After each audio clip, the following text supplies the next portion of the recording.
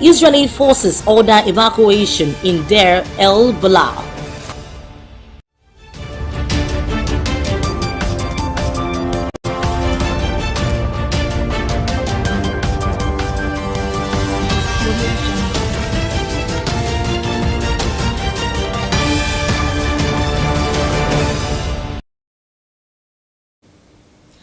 Thank you very much for joining us tonight on the news at 7. I am Oyewumi Ayinigbara. Ondo State Governor Lucky Aiyedatiwa has reiterated the determination of his administration to improve power supply to the people of the state. The governor spoke during an inspection visit to the 30-megawatt power plant at Osrc in Odigbo local government area of the state. The consultant of the project, solely funded by the state government, Mr. Ayodele Yukumakwayi, conducted the governor around the facilities, giving updates on the level of work since it was built in 2012. The power plant is expected to serve parts of the Southern Senatorial District and the Industrial Park at Osrc. Governor Aiyedatiwa directed that a comprehensive review of the projects be conducted so that work can resume on the plant. The centralized policing structure, once envisioned as the protector and servant of the people, has proven inadequate in the face of the current complex and evolving security challenges. Ondo State Governor Lucky Aiyedatiwa at the special session for Arakunrin Oluwarotimi Akeredolu Leadership Series noted that the occasion underlined the collective inadequacies of not living up to expectations as enshrined in the Constitution that the security and welfare of the people shall be the priority of government. The governor, who described the late Oluwarotimi Akeredolu as a true visionary whose unwavering commitment to the safety and security of people continues to inspire everyone, said the Nigerian Bar Association remains in the forefront of the collective struggle for a better Nigeria through tremendous contributions to the development of the nation. Government House correspondent Wahab Bankole reports that the event was themed "Is State's Police a Solution to National Insecurity?"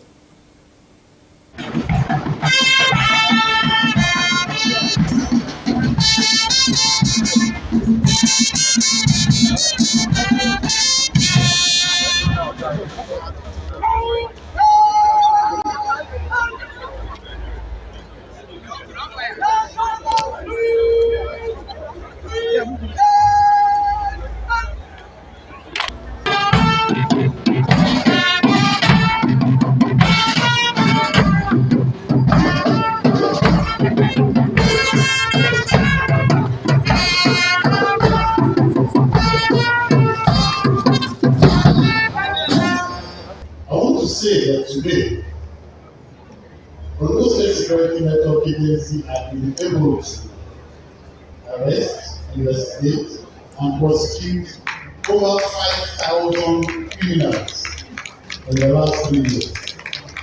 This, of course, is what Nigerians are asking. Why? Because it is what will improve the internal security, local intelligence, community protection, and so on and so forth. And the movement, make police control. Before that, you will not go out after people. You should have state police institutionalized. We must have a place for it in a legal framework, acceptable by all of us, because the structure that we have today, if the experience that we have as a nation is anything to go back, it simply means that the structure, and we have seen what we have seen Commander now, I don't in his rebellion, territorial there, and because of the achievements they have attained, we can say state policing is part of the solution to our insecurity. And I will go back to say it's a solution, though not the only solution to insecurity in Nigeria.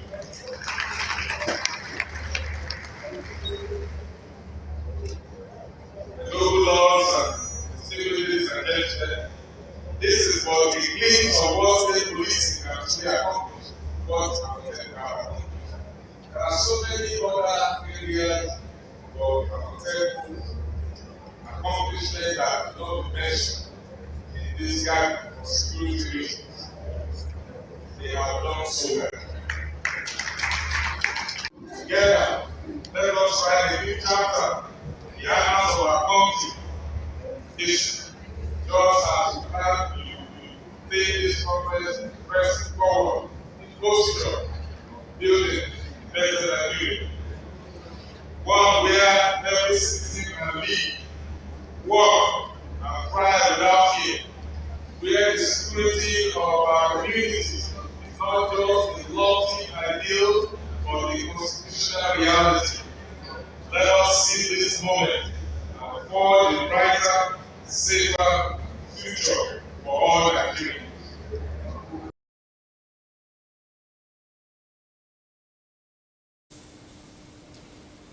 The Ondo State government has called on women to collaborate with the present administration in ensuring the security of lives and property for all citizens.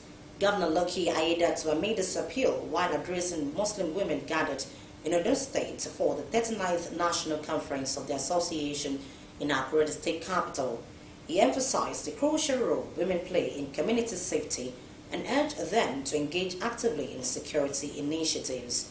Osrc's reporter Zimo Ebieme provides further details in the report as presented from our studios. The 39th National Conference of the Federation of Muslim Women's Association in Nigeria, Form 1, aimed to address insecurities and challenges facing women and children in society. Governor Lucky Aiyedatiwa, represented by his Special Advisor on Special Duties and Strategies, Gani Mohammed, commended the Muslim women for organizing the timely conference. He highlighted the critical role women play as both mothers of leaders and potential influencers in society. Your visions agree entirely with the vision of Mr. Governor and the mission of Osrc, particularly about education. Education is our largest responsibility, and this is one of your key projects, and we will continue to support it as a government. The National Amira of the association, Alhaja Rafiat Sani, called on women to collaborate in creating an enabling environment for women's empowerment. The Kabiyesi of Okitipupa said now that the Christians and the Muslims do their things. They collaborate with one another, and that is why they live peacefully there. This is the kind of thing we want to go back home with. At least for all this, our Kabiyesi have said, our people will learn a lot from it and go back home to discuss. She noted that the conference would provide a platform for Muslim women to strategize for their development and that of Nigerian society. Guest speaker Professor Yisa Yusuf and chairman on the occasion, Alhaji Razak Oladejo, praised the initiative for bringing attention to the vital issues of women and insecurity. My general advice to women, first and foremost, is to make the education of their children top priority in everything they do. Train their children very well, because these children are the future of tomorrow for all of us. We need women to be optimally educated. We need a very, very high level of education, both Islamic and Western, to be able to get the information that will equip them to know how both at the religious and at the secular level they can take measures to counteract violence. A Muslim cleric, Jamiu Ekungba, described the conference's theme as timely, urging women to prioritize the security of lives and property in their communities. If the house is good, the community will be good. It is the house that Nigeria had problem. That caused all this problem. The event concluded with prayers for women, Ondo State, and the nation as a whole. You're still watching Osrc News at 7. We go on a quick commercial break. When we return, we'll bring you more stories. Please stay.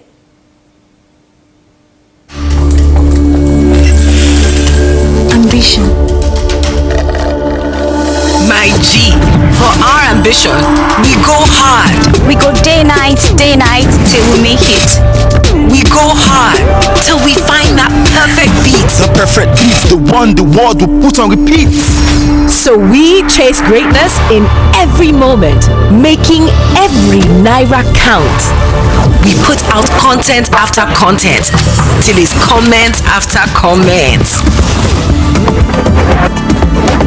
And with Glow by our side, We have more to offer. because the MyG bundle comes with bonuses giving you way more data value and way more steez on IG, Snapchat, TikTok, WhatsApp, Glow TV, Mac, and Boomplay in one fly package. Dial *312# now and select MyG bundle. Unlimited.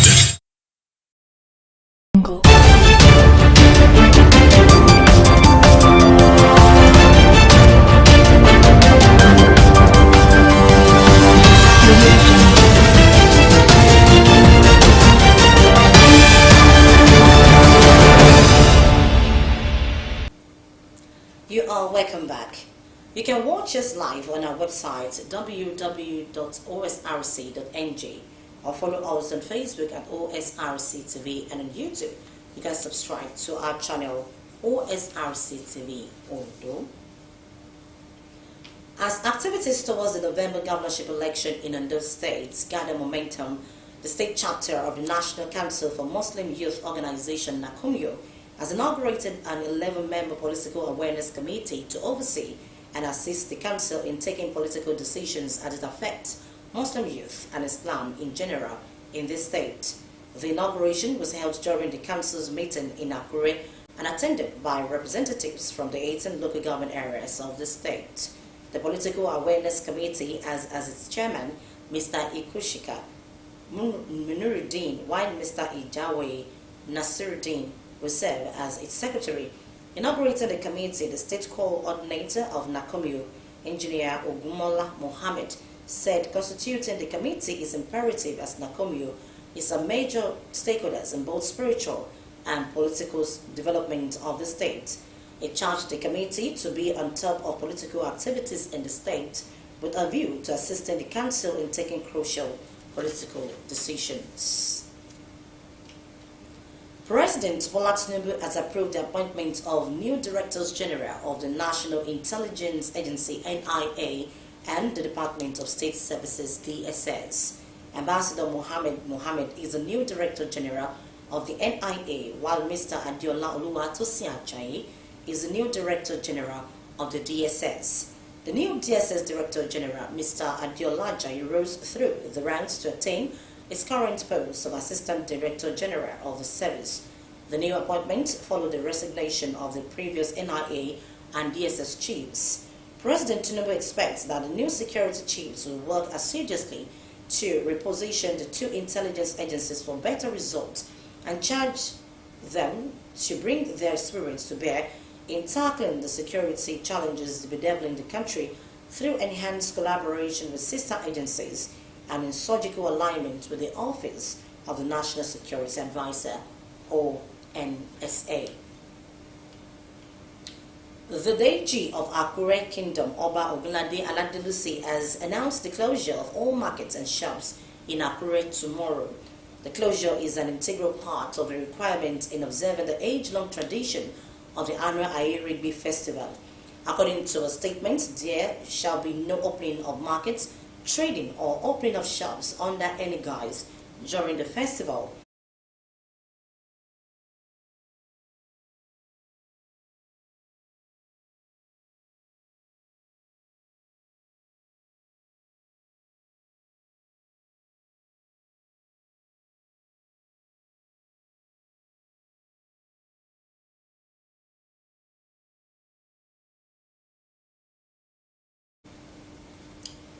Green Development and Agro-Allied Services Limited, a prominent agribusiness company, has hosted an agricultural program aimed at educating farmers on the critical importance of maintaining accurate farm records to boost productivity. According to the CEO of the company, Kayode Ogundayomi, such education will lead to better resource management, improved decision-making, and increased efficiency in farming practices. Osrc's Tosin Adebowale has details.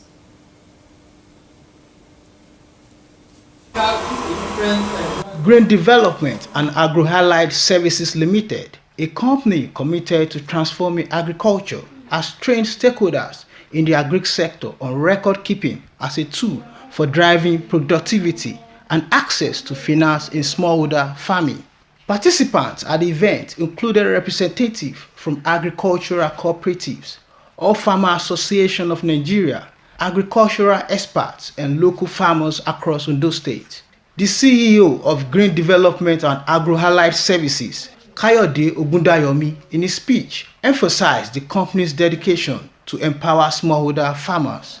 He also echoed the company's intention of equipping farmers with the knowledge they need to thrive. One thing that is very key to any business is your record, because that is what will enhance your scalability. How do you scale up when you do not have a record? How do you fall back to areas you have made mistakes? How do you correct? In the professional world, there is what they call continuous process improvement. And then continuous process improvement entails that you go back to your initial process or processing, identify areas where you had problems. Now, identify things you did to solve those problems. Also speaking at the event, the CEO of Obadi Farms in Ijare, Mr. Tobi Obadaye, emphasized the proper record keeping can transform smallholders farming as it helps in identifying inefficiencies and making well-informed decisions that increase productivity. Personally, I keep a daily record of each input that is sprayed in the morning, in the evening, either it is drained or applied to the foliar, to the leaf. The records of each of the inputs I buy, the quantity I bought, the amount I got them, the date I got them, when it was applied, the quantity remaining, every record of that, each detail goes into it. And this helps us to be able to talk about our general expenditure for the year and also expenditure and also income for the year.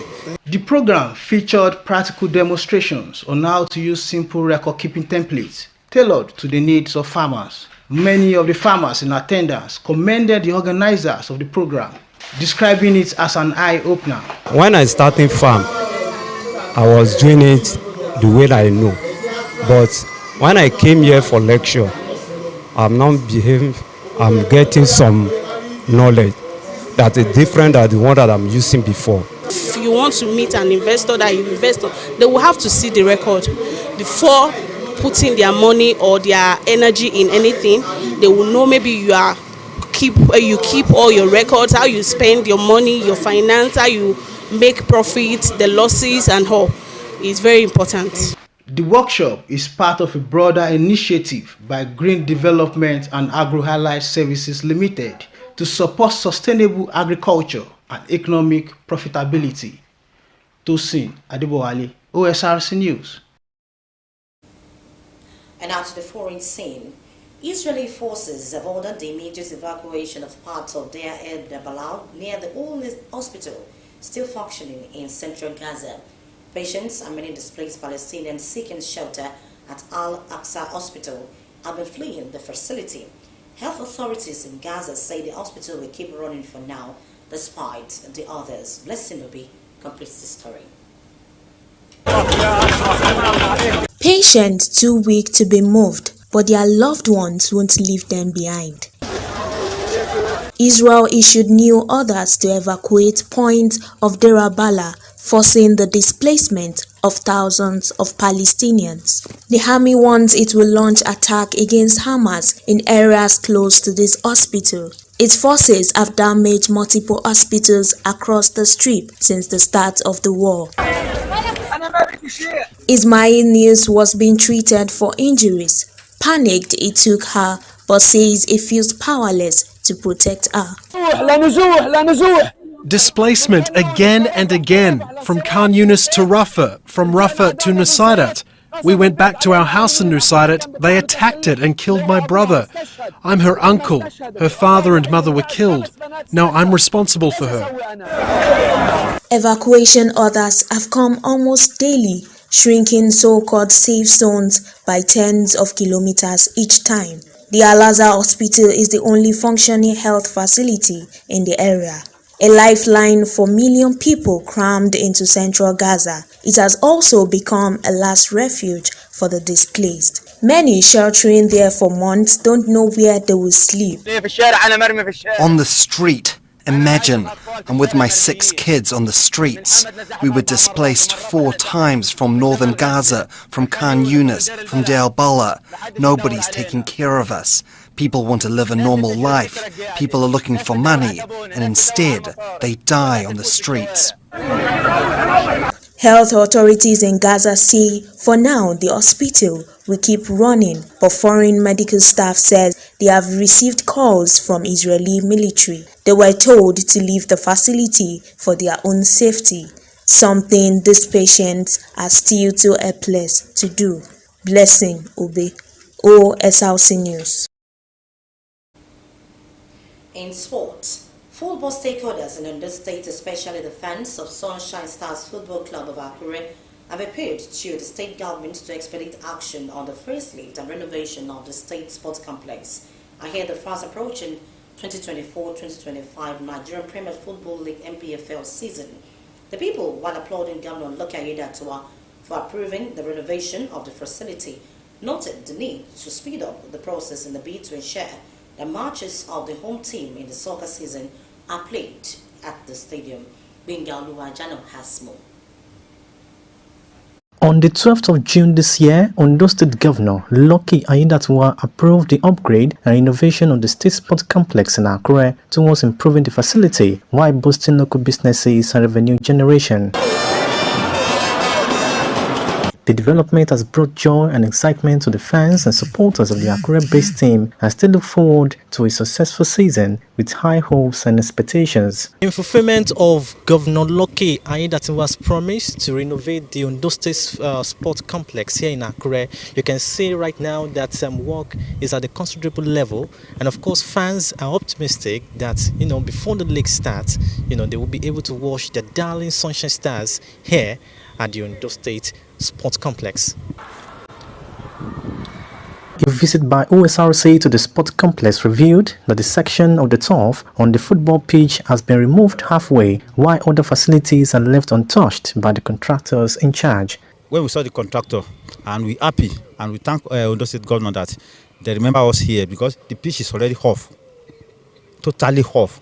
But when we saw the contractor last week, we're happy that this year league we watch it in Akure here. Sporting activities at the complex usually boost economic opportunities of traders around the area, but lately the story has been different. The people appealed to the contractors handling the job to expedite actions so that the reason behind the renovation is achieved.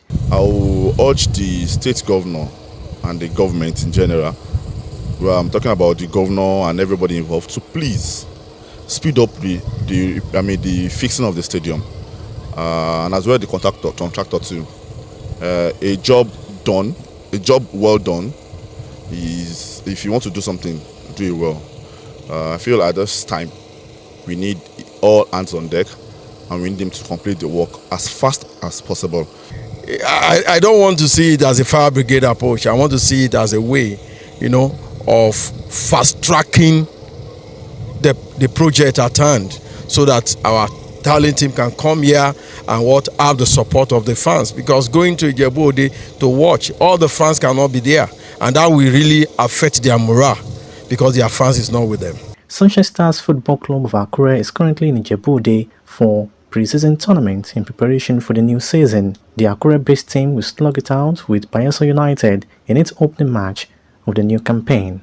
Benga Oluwajano, Osrc News. And that's the news tonight. Before we go, another look at one of the top stories. We told you that Governor Aiyedatiwa has directed comprehensive review of 30 megawatt power projects in Ore.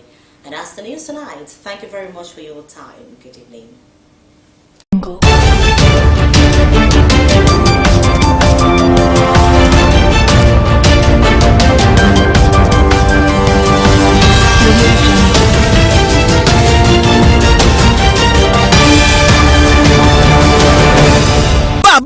jù bẹ́ẹ̀ lọ. ikú ló pé ohun gbogbo. kẹ́kẹ̀kẹ́ bí ọwọ́ aago. ó ti wá pé ọdún méjì báyìí. tí bàbá àti bàbá wa dágbére fáyé òṣèṣẹ̀ yìí. late Julius Ọláwálé Ọ̀ṣọ́. ẹni tó sùn nínú Olúwa. lọ́jọ́ karùndínlọ́gbọ̀n oṣù kẹjọ ọdún 2022. ìyẹn 25th August 2022.